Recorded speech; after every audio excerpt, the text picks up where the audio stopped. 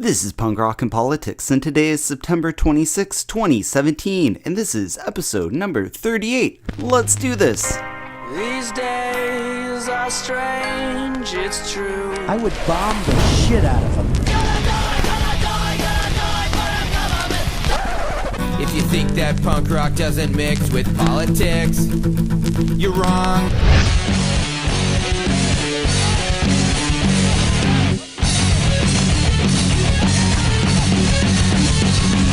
Welcome to Punk Rock and Politics. Today we'll be talking to guitarist and songwriter Connor Butler from the band Sleepless Bandits about economics, education in America, and cryptocurrencies. So, let's get to the political mosh pit, but first, here's the news of the week. Here's what's making news.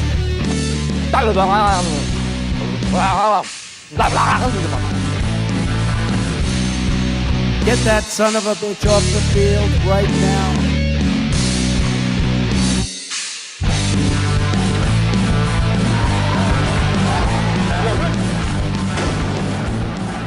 And if tensions between North Korea and America aren't high enough, President Trump has started a war of words with North Korea during his speech to the UN. The United States has great strength and patience, but if it is forced to defend itself or its allies, we will have no choice but to totally destroy North Korea.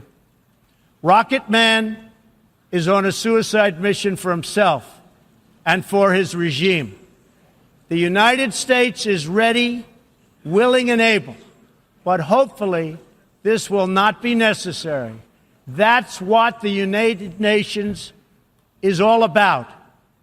That's what the United Nations is for.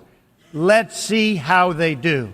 The North Korean foreign minister responded to the president's response with threats of exploding a hydrogen bomb over the Pacific Ocean. In relation to Trump's thoughtless words, he said he would take the highest level of countermeasures. I believe that could be a test of our most powerful hydrogen bomb in the Pacific Ocean. Trump responded with his typical Twitter threat, saying that North Korea might not be around much longer. And once again, the North Korean foreign minister responded.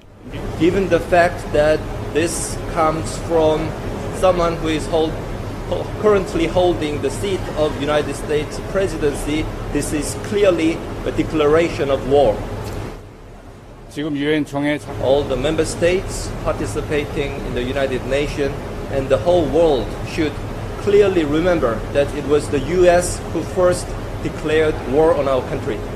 When President Trump isn't tweeting about North Korea, he's now insulting NFL players that are taking a knee during the national anthem in protest of police brutality. Here's his comments that escalated this controversy. Wouldn't you love to see one of these NFL owners, when somebody disrespects our flag, to say, get that son of a bitch off the field right now, out, he's fired.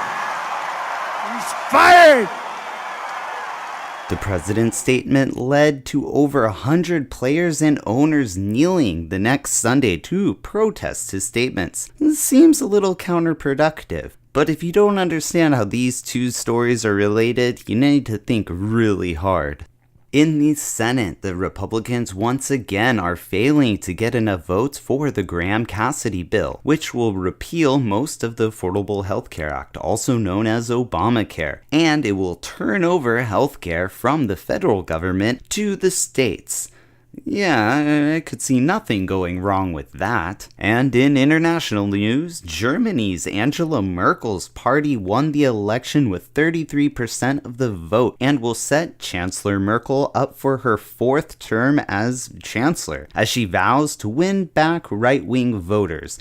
And good luck with that. On this day in rock history, September 26, 2004, Green Day obtained their first UK #1 album with American Idiot, the band's 7th release. But guitarist and lead singer Billy Joe Armstrong of the band did not hear about the news until August 2004 because he told fans to wake him up when September ends. And that's the news of the week!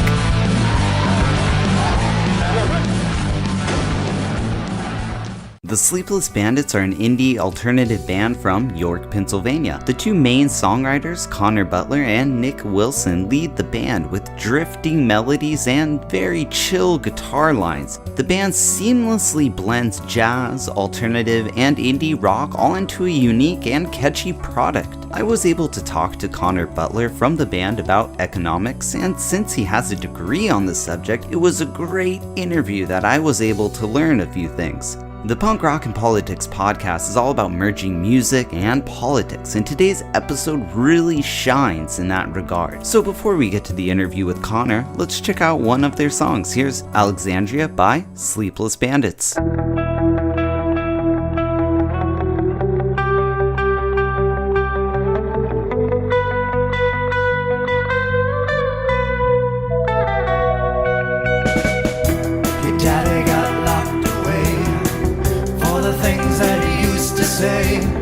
And for his thoughts, his actions entertain. And the girl that never took to work, another body at the river's door. A pound of glass taken for what she paid.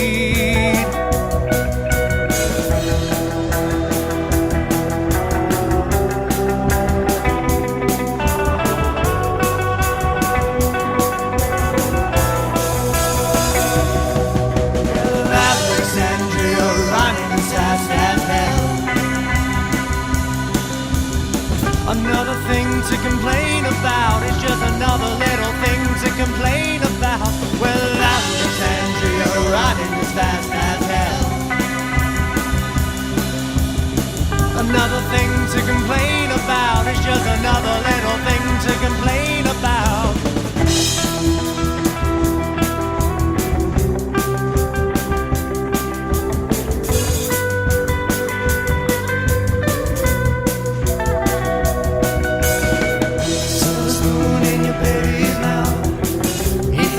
But he don't know how. If you could only put the bottle down. No one's really impressed with your show, so you light another cigarette and go. Get real stoned, take it all on the nose.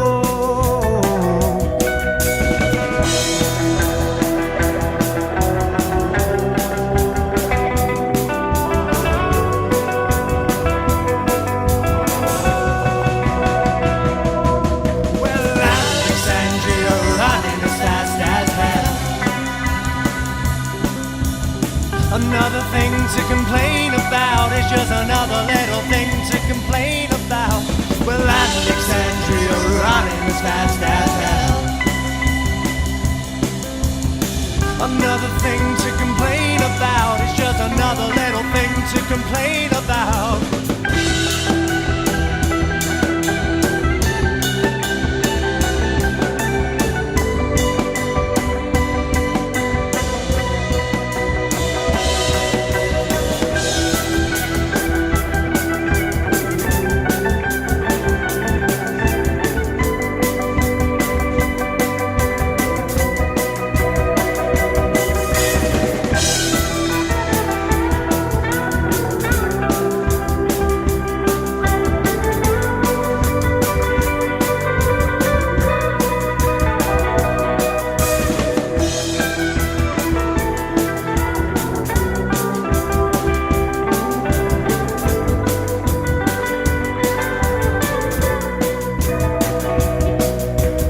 Alexandria running as fast as hell.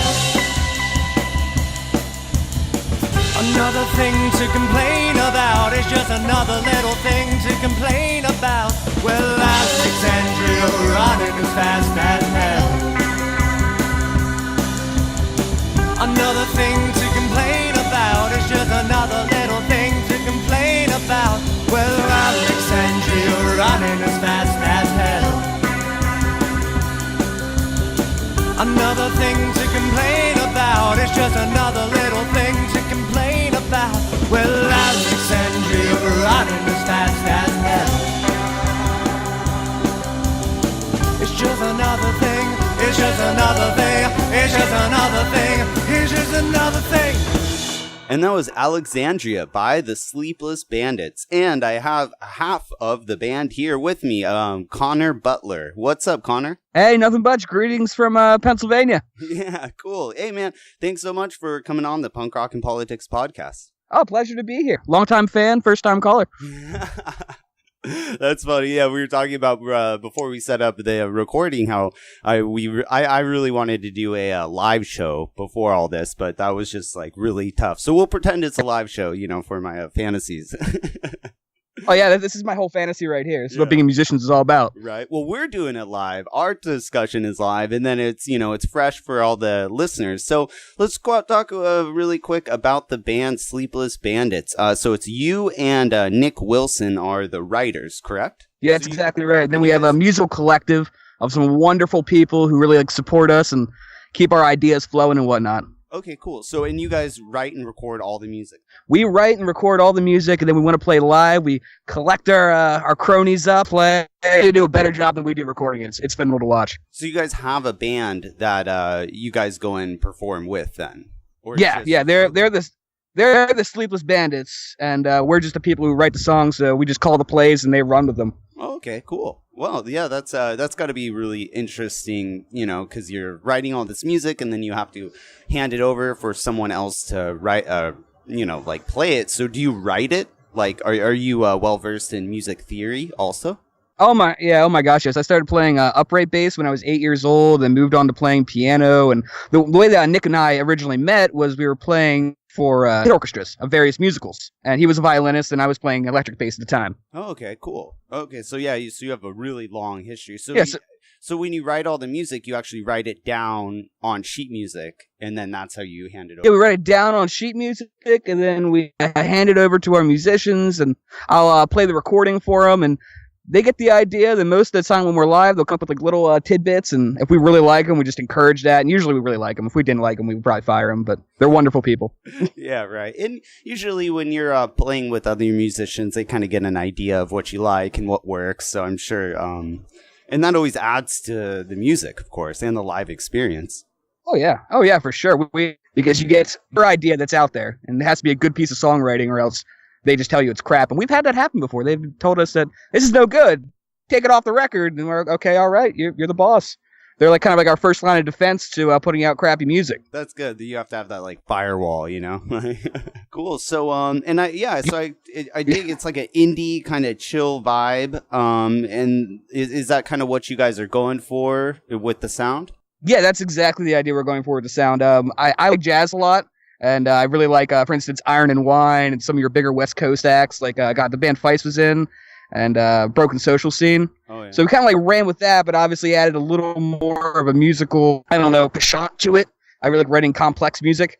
And so that's kind of the vein that we ran in. And that became our style after we bought a lot of pedals and bought our own tone. Right. So that was fun. That was a really good time. And this is the style that we kind of evolved into. The style that like a lot of the people that we play for have enjoyed. So yeah, we love it. We love it. I know our next album we're putting out is a little angrier, kind of grown up, and the dream has died per se. We've had to bury eventually you have to grow up and bury your dreams of running. It just happens. Yeah, it's so true. Doesn't come out in our public life, but in our music we're just a teensy bit angrier for sure. I totally know exactly what you're talking about, but because that's kind of like a growing of age for the musicians who you have to keep creating music and doing that thing, but you need to pay for your rent and help your family out on the other hand. So there's that big that crossroads you get to when you get older as a musician. So yeah, that is a big deal, but it's awesome that you're able to keep creating music past that point and keep I think it's so important for artists and musicians to keep creating, even if it's not for money or whatever, but it's you have to do it. Oh yeah, for sure. For instance, I just had a child recently. Oh, yeah, like the 14th, my little baby boy was born, and it's wonderful. Music will never properly support him, but it's a wonderful way where when he's crying at 2:00 in the morning, I'd be like, don't get angry, just write a song about it, man. You can go to jail if you get angry right now, but when you take it out on the guitar, it's all good. Yeah. It's It's so true. It's like the best form of therapy. But really quick, before we move on, one more thing about the music. You were talking about. You mentioned a lot of kind of like prog rock bands. Have you ever heard of Explosions in the Sky? I actually have, yeah. Our bassist, Corey Wendt, loves them. Okay, yeah. Yeah, because you were kind of talking about prog rock, and I was kind of thinking, yeah, the music does kind of sound like a prog rock with vocals on top of it, which, I dig. Oh, yeah, because that is the main downfall of prog rock, in my opinion, because it's so cool. Like, if you want to play somebody else's music, play prog rock. It's such a cool set of ideas. It gives you a freedom of expression, but people don't want to listen to 30 minutes of prog rock. It's just a fact of the matter. Like you listen to 20 minutes of prog rock and you're mentally exhausted. You forgot the last thing the person sang, and then they just come in with some weird melody. But I mean, with this, and what I really like about Nick's writing style is he puts some weird chords in there, and then he has music, lyrics, and melody to really bring the audience back in to our idea. So I could take a really weird guitar solo, and then even if I mess that up as bad as it can be, he comes in and just makes it all make sense. Yeah, I agree. The prog rock, it's definitely a different listening experience. I think it's really good for sitting down, writing, maybe, going to bed, or, some more chill, reading or something where you're not really going to be like, listen to a single from a prog rock band. That's not really how it works. Exactly. Yeah, that's exactly what I'm talking about. Yeah. So cool. Let's hear one more song by your band, and then we'll move on to the political mosh pit. So here's Venom by the Sleepless Bandits.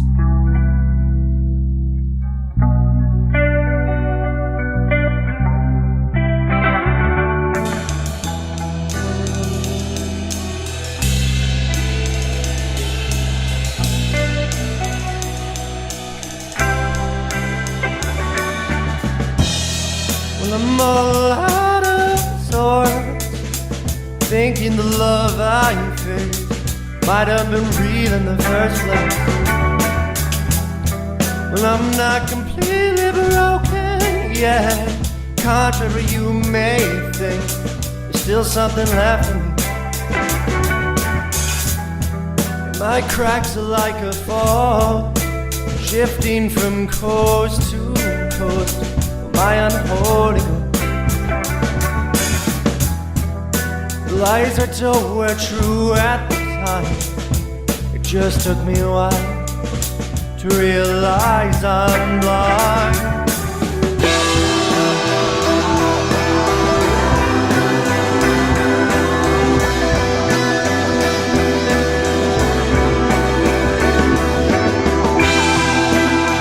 I'm just a boy without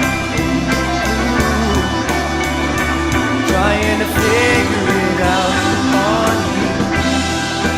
I'm not asking for forgiveness. No, I ain't that fucking big. All I need is to help me control my pain.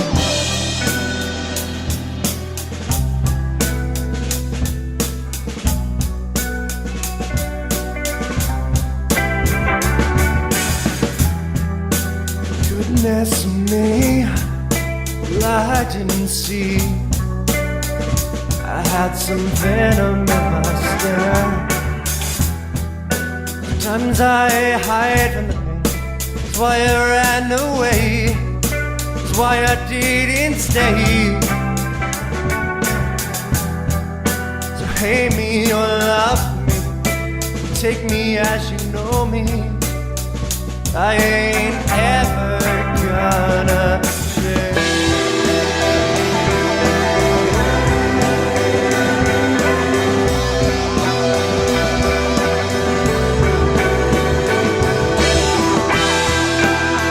I'm just a boy without clue, trying to figure it out on you. I'm not asking for forgiveness.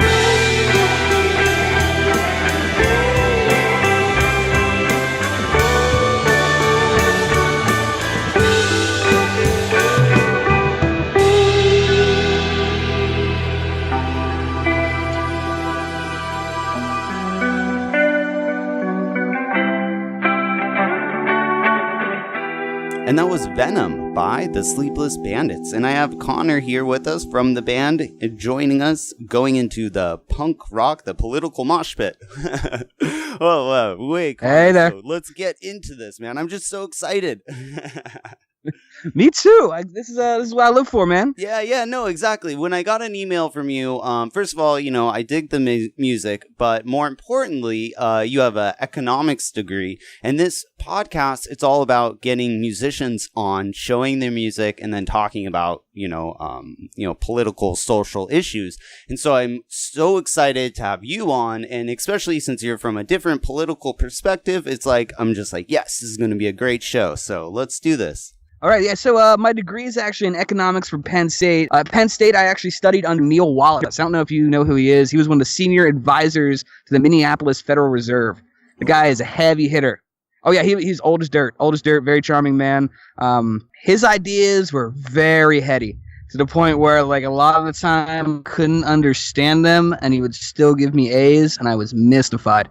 But very smart guy. I'd like to think that I learned a lot from him, but he'll probably call me up after this and tell me I just got it all wrong. Right. Yeah, because that's the one thing about economics that's kind of a weird type of science, is there's no really, like, testing it. Like, a lot of science is verified and tested, but economics is kind of like, well, we say it works like this, so it does. Does that make sense? It's more a philosophy more than anything else. Yeah. I know even when I studied econometrics, which is basically appreciating the scientific aspect of economics, that there was a lot of room. For instance, if you're familiar with R-squared values, I don't know if you are, R-squared value pretty much just says, okay, how close is your model to reality? And the closer you are to 1, the closer you are to reality. And for most sciences, you better get that R-squared value at 0.95, or else you're just full of shit and no one will ever take you seriously. Yeah. Well, in economics, if you get a 0.7, we're like giving you a standing round of applause. The Nobel Economics Prize Committee is calling you up. You're doing a really good job. Right. So that should pretty much highlight the differences between a proper science and the philosophy that is economics, if that makes sense. Yeah. It's so hard to predict what the economy is going to do and how things work. For one example, I heard right now, I believe it's the third longest economic growth period in U.S. history. The other was during the 50s, I believe, and then the 90s. Those were the only other two longer growth periods. But now with it's hard to go back and judge our economy now looking on the past, because now it's such an integrated world economy. So how are we able to predict what's going to happen in the future, where now we're going, we're in uncharted territory per se? Does that make sense? Do you agree with that? It does make sense. And the simple fact of the matter is, you really cannot predict it. There are a myriad of ideas floating out there as far as the models go, as to what we can expect in the future. The simple fact of the matter is, the 50s had a different economic just environment. Yeah. I mean, for the love of God, we had real money back then. Yeah. We still had gold in Fort Knox. Mm-hmm. The 90s, the reason we saw economic growth there was because there was large innovations in technology. So there was a reason for growth. Exactly. But in this day and age, we say we're growing, but I don't quite know how, if that makes sense.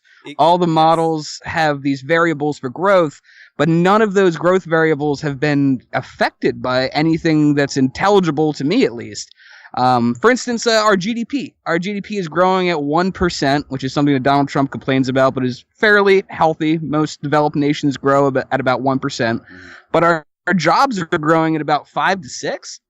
Now, how's that quite possible, Right. Well, I don't even have an economic degree, but that's because a lot of people are working 2 jobs. And if someone's working 2 jobs, they count that as, 2 people getting 2 jobs instead of 1 person working 2 jobs. And a lot of that goes back to Obamacare. I mean, and, employers being mandated to have to pay for full-time employees, so health insurance. So now they're going and hiring 2 employees at part-time instead of 1 full-time employee. Now, in my opinion, I'm not anywhere near. No, definitely, I would like to hear. No, in my opinion, I don't think that highlights any real growth, though. In fact, I would argue that that's a lowering of a standard of living for sure. I mean, you could just rationalize that by GDP grows 1%, employment grows at 5%. There's still roughly the same pie there. So therefore, our standard wage has to go down. Yeah, that is what it is. Exactly. Just logically. And so people are fundamentally better off. Yeah, well, and they're worse like, off. Sorry, we're growing the economy because we're gaining all these jobs. Obama, we're gaining millions of jobs. Trump's, we're getting 500,000 new jobs. But all these jobs are low income, minimum wage, part-time jobs. So how is that helping the economy, helping growth? Oh, it's not. No, I mean, the most that it could possibly help are the people at the top. Yeah, exactly. The people who are the actual producers. And that's one of the things that we as Americans are seeing heavily, I think, in this day and age than we ever have before. No matter how much we grow our economy, our standard wage does not really go up that much. And that's simply, and I think that's one of the things that you progressives, I say that in the nicest way possible, should probably really highlight on when you're discussing ideas about how to better our children's future. What you really want to look at is the wage to productivity disparity. I mean, if you want to look up a graph and put that on your website at some point, you'll get a lot more punk rockers. There'll be a lot more people angry. That's the productivity versus the income that people are actually making. So now Americans, for an all-time high, we're producing more and we're working harder, but our wages are stagnant, if not lower. If you compare it to inflation, it's actually lowering. It's going down. Yep, that's exactly right. So, okay, and I have a total great question for that in 1 minute. But before we get to that, I do have a question about, so the growth, really, this explosion of quote unquote growth has been going on since, really 2008, 2009 after the economic crash. So I have here in my notes, so we have infrastructure spending versus like Wall Street spending. So we have Bush, he did $700 billion directly into Wall Street for TARP, the Troubled Assets Relief Project, and that was in 2008. And then you have Obama, his was a $800 billion stimulus bill, and that was the American Recovery and Reinvestment Act, and that was in 2009. So both of these stimulus packages, large just influxes of money didn't go to the middle class or the lower class, and it was brought to us both by a Republican and a Democrat. So, kind of go over both those bills if you're familiar, and, it all just went up to the 1%. So why are more people not realizing that both parties don't really work for the people, they work for the top 1%? Oh, no, and I will say a lot of that spending and both of those bills really hit on the fact that in 2008, our major markets collapsed. We had whole insurance agencies that insured that Wall Street market. There's evil guys on the Hill who are glaring down at us. Unfortunately, those kind of support our whole economy. So when they fall off the face of the earth from bad decisions, that means the rest of us kind of go down with them, if that makes sense. Yeah. For instance, the entire idea behind the dollar is based on what you can buy. And if the whole American economy collapses because you have nobody actually insuring or providing credit for them, then we all go down with it. Our dollar does not buy as much. And so those two bills were meant to try and stabilize our economy. I don't know if you kept up with Europe at the time, but Europe was suffering. They had a similar thing happen where they did not release that amount of money and they suffered deflation. And deflation is the evil of all economics. Oh my gosh. People will weep in their offices over deflation, which sounds great to us, but because it's deflation is when prices drop. Mm-hmm. So basically, why would I buy today if I can buy it for less tomorrow? So people hoard their money, and then that stalls the economy essentially. Yep, your entire incentive system for buying just falls off the face of the earth, but people want to keep on working. Unfortunately. Nobody wants to buy, nobody wants to produce, nobody will work. Versus somewhere like, inflation in Venezuela right now, where everything is more expensive day by day. Oh yeah, that's astronomically more expensive. That's to the point where your only option is to loot. I feel nothing but pity for those people, and I hope to God that our government gets involved in some way to help those poor guys out. Right. Okay. So yeah. Well, that would that's a whole nother podcast right there. Oh yeah, that's a whole nother podcast. I apologize. Interview. Oh no, that's okay. I mean, but yeah, you're right. If anyone's not familiar with what's going on in Venezuela right now, I mean, that's a really big deal to go look at. So. Basically, I mean, so you have Bush and Obama. They both invested a lot of money during the crash. You know, they bailed out General Motors and saved Chrysler, you know, and like a lot of these things, it helped stabilize the economy, but it didn't even really help the middle class. And now they were giving the middle class and the lower, you know, working class, we're giving them low income jobs and also giving them, you know, part-time jobs. So what do you see as kind of a pickup that would help the economy at this point? Because I'll say my suggestion, which is super liberal. You know, you're more of a libertarian, so you know we'll kind of get to this. But I am curious what you think would help. Well, there's one of two things, and personally, I am a libertarian, but I'm also somebody who's a pro-American. I want to see everybody succeed, and that should be where we take this whole conversation from. I do want to see everybody succeed. I don't want to leave people on the streets dying, because that could very well be me or my child someday. And that's how every American should view it, in my opinion. But there's two ways that you could do this. It's kind of the shit or get off the pot mentality. We either go full socialist and really help Americans where they need help, and that solution would be you invest in technological spending. You invest in technologies that can actually increase productivity, and then share that technology with the American people. That is pretty much the best and most known way of creating an economy that is better than your neighbor's economy. And the dollar has always thrived. Or the other way being, and this is kind of the go complete capitalist idea, deregulate as many things as humanly possible.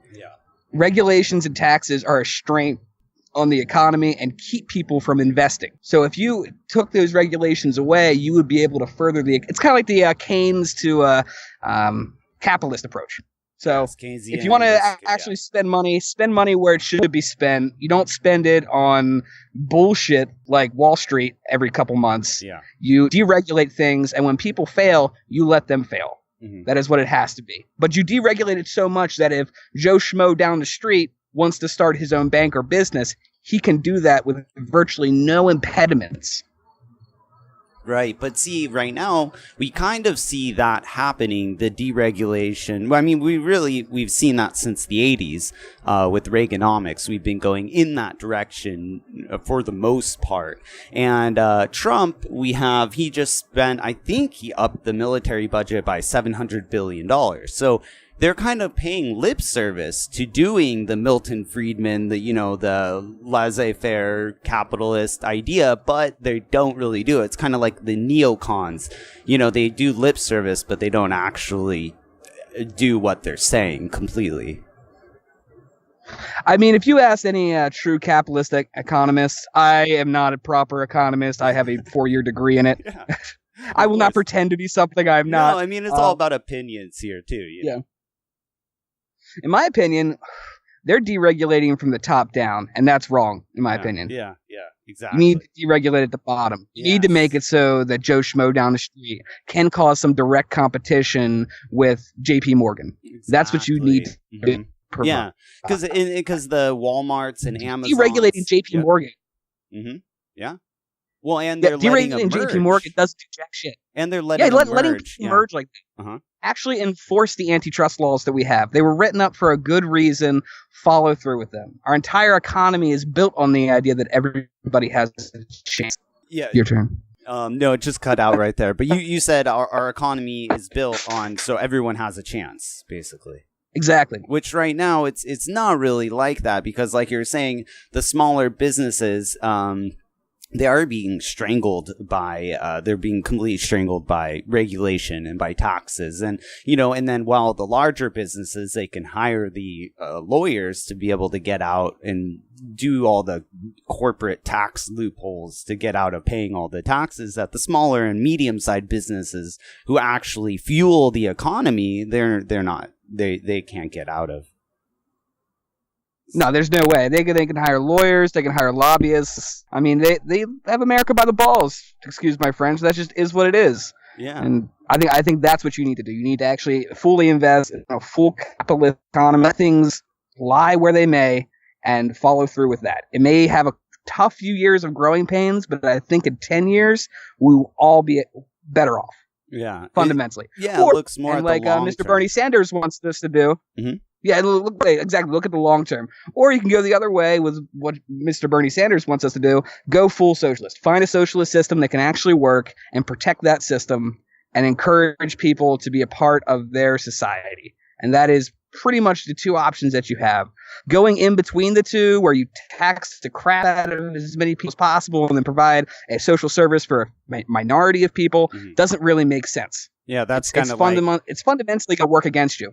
Yeah, that's like the Hillary Clinton or Jeb Bush or George Bush, or John McCain kind of outlook, that centrist, neoliberal or neocon outlook. And that's why the 2016 election and the primaries, I'm very focused, and I bring that up a lot because it would have been so important if we would have had an election, Bernie Sanders versus Donald Trump. Because like you said, we can't really stick in the middle. We need to go as a country decide one way or the other what we're going to do in order to invest in for the future, or to just cut the shit out of taxes and get rid of all of our social programs. We need to figure out which way we're going to go, like you're saying. And if we would have had Bernie Sanders against Donald Trump, what more clear choice would Americans have? It would have been awesome, and it would have been a defining point in American history. But the DNC had to push forward Hillary, which is, again, that's a whole nother podcast, but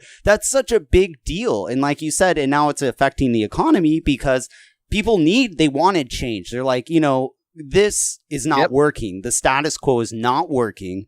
Obama was changed, but he didn't change it. He was more status quo. Hillary's not going to change it. So we got to go with Trump. That's how I think the election honestly, happened. and I hate to admit this, that is why I voted for Trump. Because between my opinion, Bernie Sanders and Trump were the two of those choices. Exactly. And if it would have been Bernie Sanders and Donald Trump, I would have voted for Bernie Sanders all day because he was my choice. That's what I would have wanted. But because I had the actual radical change option and then Hillary Clinton, which is, in my opinion, the epitome of political cowardice. It is the epitome of political cowardice. Oh, yeah. To nominate Hillary Clinton. She is the vanilla wafer of politicians. She's just like, whatever the focus group says, she's going to say that. That's exactly horrible. And yeah, and that's why, I'm not ashamed to admit it, but I voted Jill Stein. I'm here in California. I'm voting third party because this is just bullshit, and it's amazing because you're in Pennsylvania. That was a swing state. And then I've talked to people in Michigan, and I've talked to musicians in Michigan and in Wisconsin. And both of them, they both said the same thing. They voted for Trump, not because they wanted him, just because they didn't want more of the status quo with Hillary. And they thought Trump would change things or be a wrench in the system or something. I thought at least he would get impeached and that would be entertaining. I'm worried. At the sum difference of everything, it would at least be entertainment value. Well, if he gets impeached, I'm really, really concerned for the country because just the division in the country, and then what he's going to be. If they try to impeach him for some Russian, bullshit, I don't know. I am really worried about how that's going to divide the country. Oh, they'll never impeach him. You want to know why? Because when you impeach him, you get Mike Pence. Yeah. And Mike Pence is Democrats' nightmare. The liberal, trust me, the establishment liberals and the the middle centrist liberals, they think if you impeach Trump, you impeach his whole cabinet and then Hillary will contest the election and become president. Like I'm not even joking. I think they're confused as to what impeachment is. It's not a coup d'etat. It's not what that is. These are the same people who are saying Putin controls Trump, or Putin, it was him who won the election, so. And these are my people on the left, so it makes me really upset when they're throwing around these crazy conspiracy theories. Yeah, just move forward. That's my biggest recommendation. Nobody's happy with it, but when are we even actually happy with it? Like it all kind of feels like a white knuckle hand job at this point. You just settle for it. That's what it is. Yeah, settle for it and move on and look at the next selection. I agree, and that's what we got to do. All right, so going back to what we were talking about before about growing the economy. Okay, so my personal opinion, this is my big thing that I've been always riffing on and going back to is with the growing like automation and robots, they're taking over classic high-paying jobs, low education, high-paying jobs. What my personal solution and what I think would work would be a UBI. So what is your thoughts on a universal basic income? I kind of highlighted this earlier, but the more I want to collect my thoughts on this. Okay, let me explain, because I've thought about this a lot. Well, you're collecting your thoughts. Let me explain how I think it could be funded and implemented. Essentially, any job that could be done by a human would have just a small tax, and then that company would make a decision: do we want to go automation or with a robot? So for example, at the grocery store, when they have the robot checklist, the checklist stands, they just have to pay a small 2-3% tax for each stand they have because they're not hiring a human. And then that tax that would be the UBI tax, and that just goes directly to funding people's universal basic income. Because at this point in our economy, it doesn't look like we have enough jobs for enough people. And some people are just content. They're content with sitting at home and just getting a monthly income check and just watching TV and buying stuff from the store. And, that fuels the economy. And if they get the monthly check, they're kind of just going to hang out, not hurt the economy, not resort to crime. So in my opinion, I think that's the only way we can move forward. And then it would make jobs like working at McDonald's or low income jobs, it would actually make people want to do them. Whoever's there, they're not there because they have to pay that rent. They're there because they want to make money in order to better their life. Or maybe they just love making hamburgers and that's why they work there. I mean, I do love hamburgers. I can understand that perspective. Because, so many people hate their jobs, No, yeah, for sure. I get that completely. I don't hate mine, but I see it every day. Exactly. I think my main complaint to that isn't a educational one in the least. I think that's actually a great idea. My only question is, imagine the society you build from that, where you have just a cattle race of people who just hang out at home and collect the universal base income. I think that's a sad existence. Yeah. And then, yet again, I have no reason economically why that would not work. Clearly, it would. You've reasoned it all out. But I still think you do have a large population of people who just sit around and do nothing. Imagine how empty that existence is. Yeah. And you assume that some of them will eventually... We have that right now. We have that right now in our society. I guess your argument is this would exacerbate that. Oh, yeah, this would blow that up. Oh, my gosh, it's pretty much telling you, yeah, it's okay not to work. Yeah, just go ahead. Just don't work. We have machines to do it. Here's some money. And I do think the eventual pitfall of that would be that we have a group of people who produce virtually nothing. Mm-hmm. And that would eventually outstrip what our automation can do, in my opinion. That's a Malthusian idea. I don't know if you're familiar with Malthusian theory. Well, no, I explain. Theory is it's a populationist theory that in the course of human history, we have means of production and a population growth. And the means of production is pretty much a linear thing, a linear function. Yeah.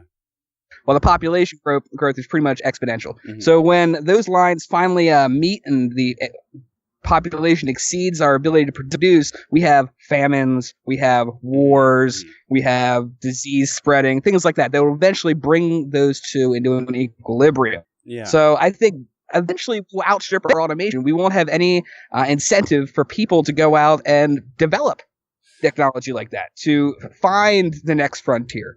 I think incentive systems are probably the best way of encouraging people to better their lives. Yeah. And that's what we want. We want everybody to have a better life than yesterday. I think, right? We agree on that. Yeah, I know. I think you're totally right. And I do see there are pitfalls, but I think the small pitfalls are, don't outweigh the overall benefit. Because, okay, here's my example. So someone like Steve Jobs, Bill Gates, a lot of creators or poets or musicians, they do these things not because they want to be rich or want to be famous. I mean, some do, but a lot of people create or invent or make music and art. They do it because that's what they love.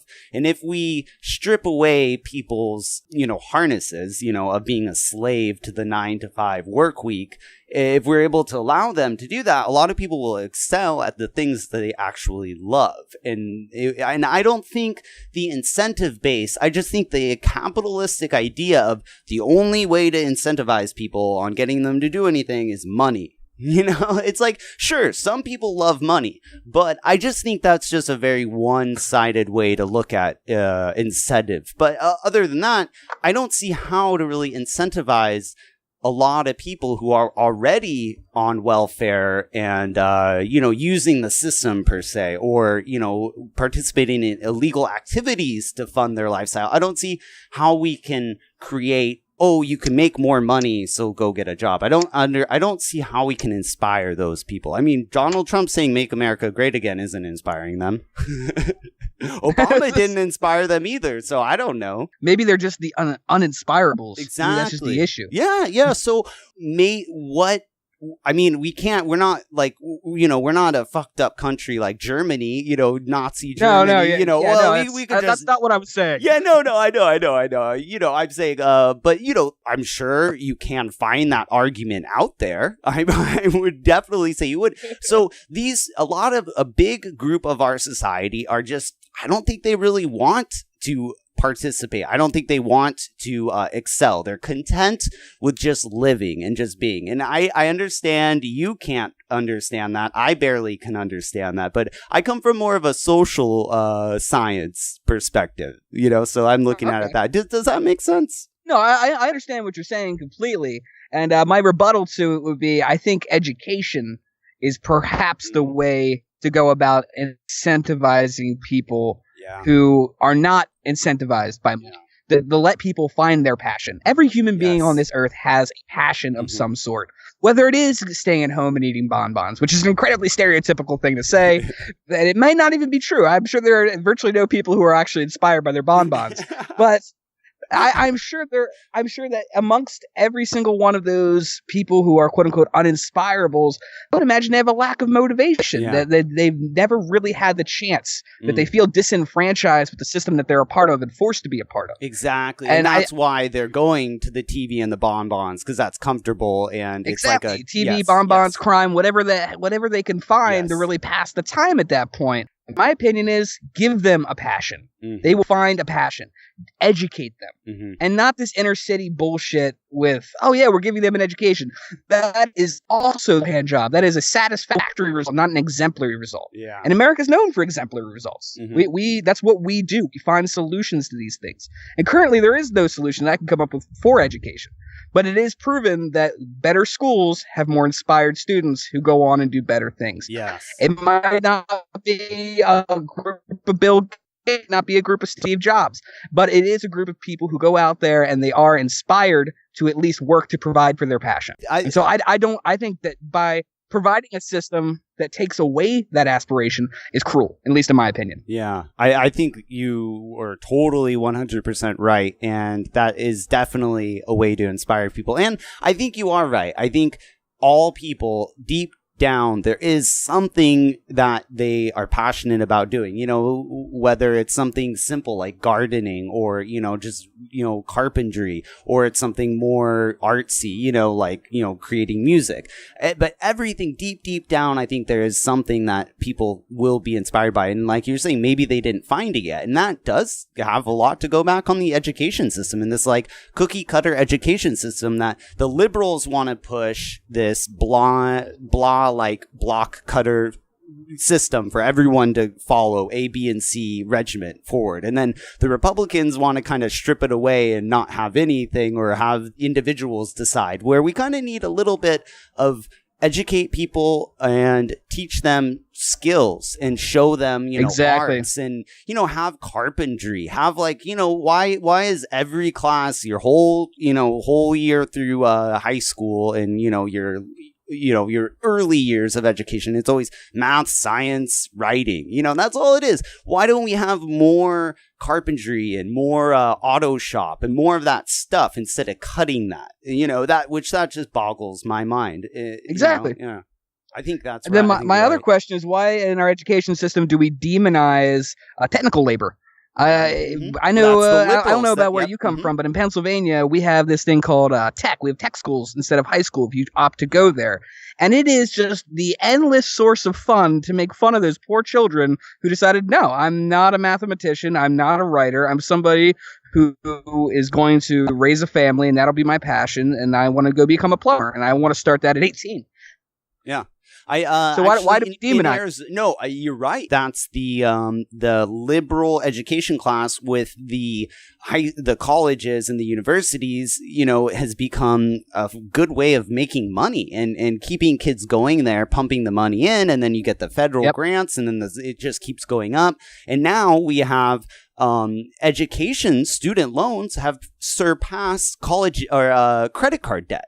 So more people are spending more money and going in more debt for getting an education than they are just buying random crap with credit cards, which is insane because those people who are going into education, you're investing in your future and you're investing in the country because you're trying to make yourself better. Yep. And we're penalizing these people. It's crazy. And like you said, the tech schools, they're great. There's a couple here in California, but I know in Arizona, I was in Arizona for about 7 years, and they had a few. And I knew a girl who she went to one of the tech schools instead of going to regular high school.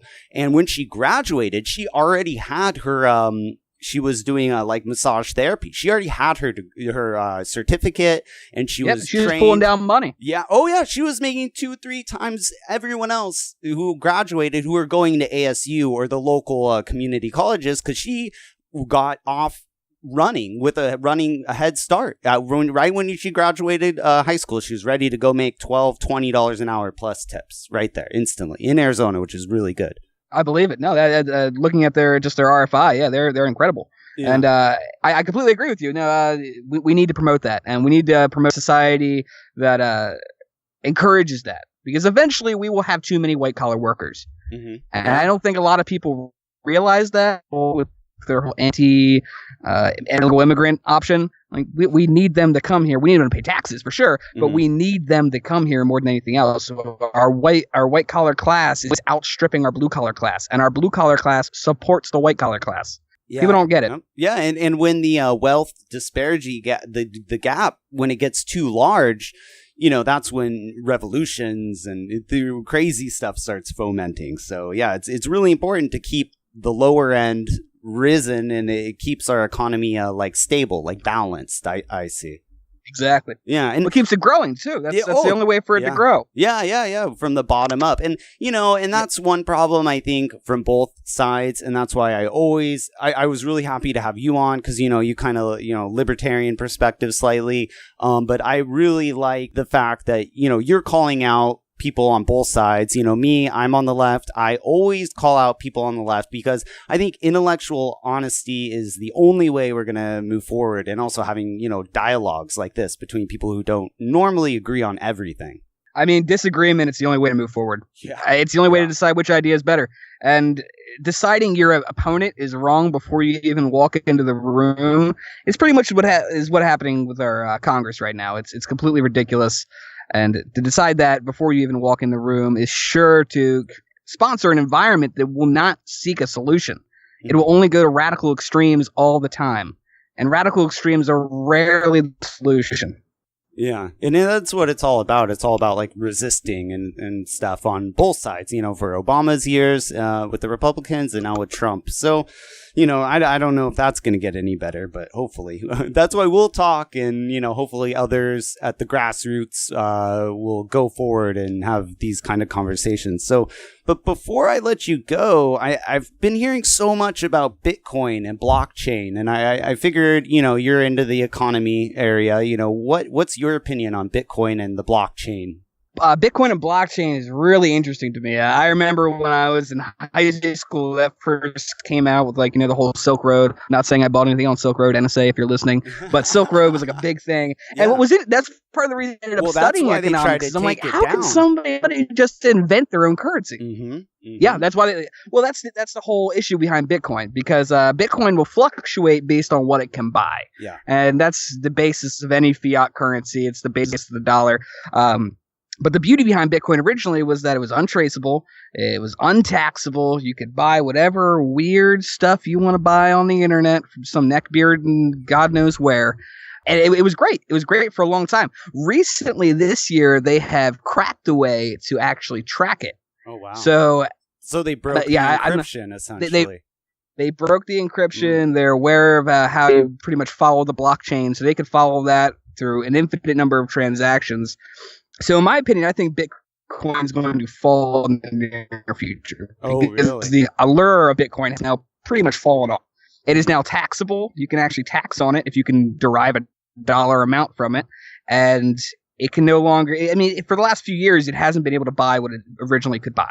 Yeah. So I think that's kind of the downfall of Bitcoin. But it was a beautiful idea. Yeah. It really was. That somebody just came out and invented their own currency. That was a beautiful, beautiful notion. The crypto anarchists just built their exactly, and that's why it was so interesting to me, because it was its own currency that's kind of its own monster, and it's not controlled by puppets at the Fed like our economy and our dollar. So do you think Bitcoin and blockchain, they aren't the future of economy? Our economy and the money is going to stay with centralized, Federal Reserve printing it. Is that how you think the forecast? It's going to stay with that, and it won't go with a blockchain type technology? The only way that you could revitalize a whole new economy is if you made independent of control of the main government. And my father at one point took me on his knee when I was just a little kid and told me, Connor, you can kill a man and get away with it, but if you owe someone money, they will find you. And that is ultimately what I'm getting to right now. If the U.S. government thinks that you owe them money and taxes, they will move heaven and earth to find you. Mm-hmm. And that's what they did with crypto, Bitcoin and whatnot. They put a whole team of MIT grads right on that, and they worked on it, and they worked on it. And you know what? You can invent something new, and in 5 years, they will have worked it out as well. Yeah, that just is what it is. Even if you allow the government to tax it, you're like, okay, that's fine. We're okay with paying taxes. But my perspective is more about having the not being controlled by an elite group. They're not even elected, the people who sit at the Fed, and they control our money flow, So, but if you have a Bitcoin or a blockchain type technology, you have no control over it. It's more of its own beast. What it's controlled by, and you can manipulate it pretty much. If you go on tomorrow and you put up your house for Bitcoin, mm-hmm. that's you're now controlling what a Bitcoin is worth. And the U.S. government can do that if they so chose to, say, reinvent their bonds so you could buy them in Bitcoin. Now the Bitcoin's value has changed. Go up. Oh, yeah. It's all based on what you can buy with a Bitcoin. Mm. So the U.S. government could always change what it was worth. Let's not be disillusioned in that regard. But recently, now they can not only track what it's buying, they could also tax it, so they have complete control. That's just another dollar to them. Yeah, okay. So in their eyes, it's traced and taxed, so they don't really care, essentially. It's an internet bond, basically. Basically, that's all it is to them. It's just a new type of bond. Yeah. And they can tax bonds, and they can trace bonds, and they can tax Bitcoin, and they can trace Bitcoin. Oh, wow. So the only difference is you're no longer trading for money, you're trading for items. Yeah, exactly. And it's more of a trust-based currency in a way, which I guess all currencies really are. But so you, in your perspective, and you really made a really good point. I actually think you're really onto something. You're thinking Bitcoin and the whole blockchain alt currency in general is kind of going to flatten out, maybe even go down, but it's still always going to exist, though, correct? Oh, it can always exist for sure. Yeah, if you so choose to buy things like that. Yeah, I don't think it's going to grow. And if it does it's going to grow pretty much with what the dollar can buy, in my opinion. Because I mean, unless they come up with some innovative technology. If you look back on the growth on Bitcoin, over the past few years, it's been exponential, like crazy. But it's because it's a new technology; it's catching up to where it should be, I suppose. Well, I don't know if you've been on some of those dark web websites. I certainly have not, but I've heard from friends, wink, wink. At one point, you could go on and you could buy your own desert fortress complete with gun mounts and a runway for the F-16 that comes with it. And that was like 50 Bitcoin, because that was like the highest the Bitcoin possibly went at that point. Oh, wow. Jeez. And it was incredible. That was one of the things really, buy. And then, I heard online there's a rumor you that buy you could buy an desert assassin with Bitcoin or something. This was a few years ago. I don't know if it was true or not, but now if it's traceable, you can't buy an assassin. No, it's not going to happen. Yeah, I think that was more just like people trolling people online or something. Oh, no, you remember Silk Road? I don't know if you remember the Silk Road stories. Silk Road. Yeah, definitely. Because that's how they were selling drugs and God knows, like, human and assassins. Trafficking. Yes. Yeah, and it's assassins, human trafficking, like everything on there. Yeah, and that's what Bitcoin got popular, and everyone thought it was just a criminal type currency. But no, nowadays you can buy your home. You can go out and buy a home. You can buy a car with Bitcoin. Yeah. It's pretty much, do you want to use a dollar? Do you want to use Bitcoin? Yeah. That's all it is. And the only difference is that maybe with Bitcoin, you could curry some favor with an internet dealer and you develop your network. That's pretty much the only difference between the dollar and the Bitcoin currently. In my opinion, anyway. I'm sure somebody out there who's a big proponent of it could come onto your show and say, no, we could do this. And I was like, I had no idea. Clearly, I'm not going out and buying desert fortresses with my Bitcoin like I should be. Yeah, a lot of the early Bitcoin investors are very big cheerleaders on it because, essentially the higher it goes, the more money and more why wouldn't they make. Yeah, exactly. It makes total sense. If you're investing in something. Say, I'll parade around my stocks on here if you want. Yeah. Be like, oh yeah, be like, oh, that's a great stock to buy. Oh, by the way, I own a little bit, but you should totally buy that. Yeah, that's if you were like that, you'd go on CNBC and stuff and be pushing your own stuff. So, but you have Mad more Money honor than that. A little more, not much. Yeah. All right, man. Well, dude, hey, I'm gonna wrap it up and let you go. I've had you on for a long time, but I was really happy you came on. It was a kind of a wonky interview, but I'm really excited because I really like to get really detailed, and I learned a few things on this interview, which I always enjoy. So before I let you go, Connor, let everyone know what's the best way people can find the Sleepless Bandits music online. Oh, just type it into Google. We have a Wix page. We have a Facebook page. We're going to be on iTunes. We're releasing our album at the end of the month, so get hyped for that. The album name is Flames and Fodder. It's a wonderful little diddly. I think you'll really enjoy it. And just check us out. It's very, very prog rock of you, that name. No, definitely, man. I dig the music. I like the style. It's a super unique style, and all these songs are all off the new album, correct? Yes, that's exactly right. Cool, awesome. Well, hey, thanks so much, Connor, for coming on the Punk Rock and Politics podcast. Thank you so much for having me. I had a wonderful time. Definitely. Take care. And before I let you go, we're going to check out one more. Here's Wax by the Sleepless Bandits.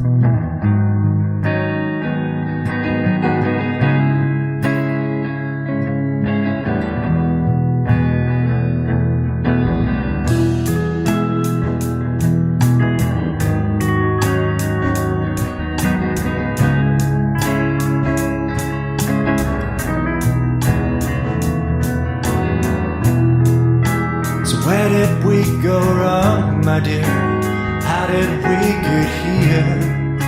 Was it my fault or was it yours? I'm sorry I missed your party. I guess I didn't get the invite. That's a lie. I'm sorry I didn't make good on the promises I made to you. I would now that we're through. So tell me what it is about you that makes me want you, even though we are through. And tell me where it went.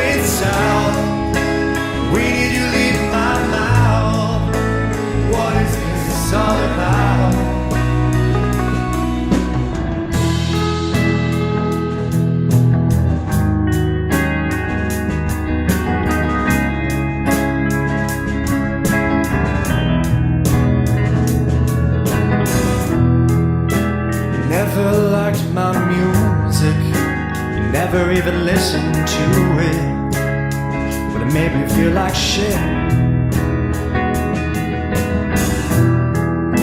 You never wore your heart out on your sleeve, and you never answered me when I asked you how you feel.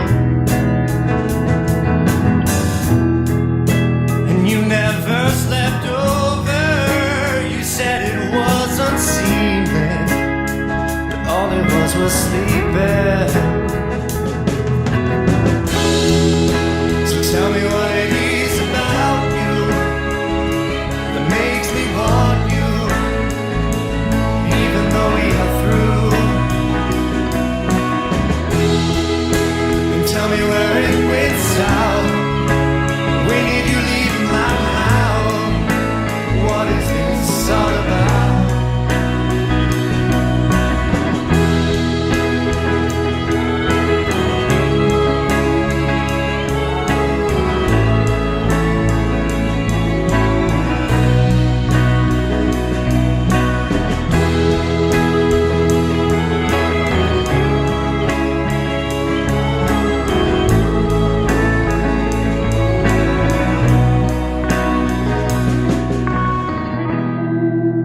Now I'm here thinking it over, constructing it in my head, rummaging through all the things you ever said. I'm lingering on you like a flame to the wax. Well, I don't want to move forward, but I hate to look back. So drip away from me now, drip away from me now, drip away, drip away. So drip away from me now, drip away from me now, drip away, drip away.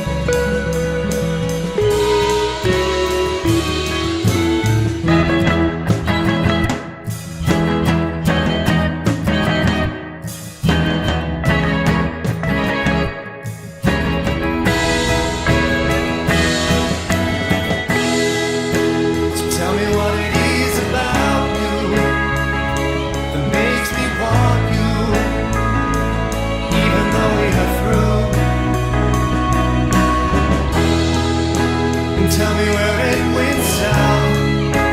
When did you leave my mouth? What is this all about? So tell me what it is about you that makes me want you, even though we are through. And tell me where it went south. When did you leave? What is this all about?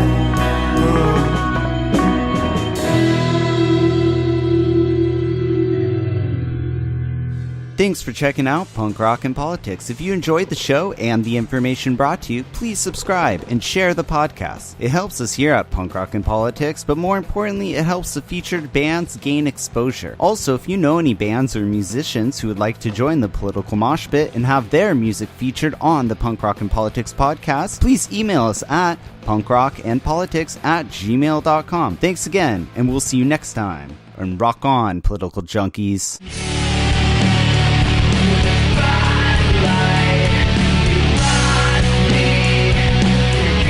I think all our society is run by insane people for insane objectives. Doing a better job of talking to each other. The left hand now knows what the right hand is doing. Look at those hands. Are they small hands? And he referred to my hands. If they're small, something else must be small. I guarantee you there's no problem. I guarantee it. All right.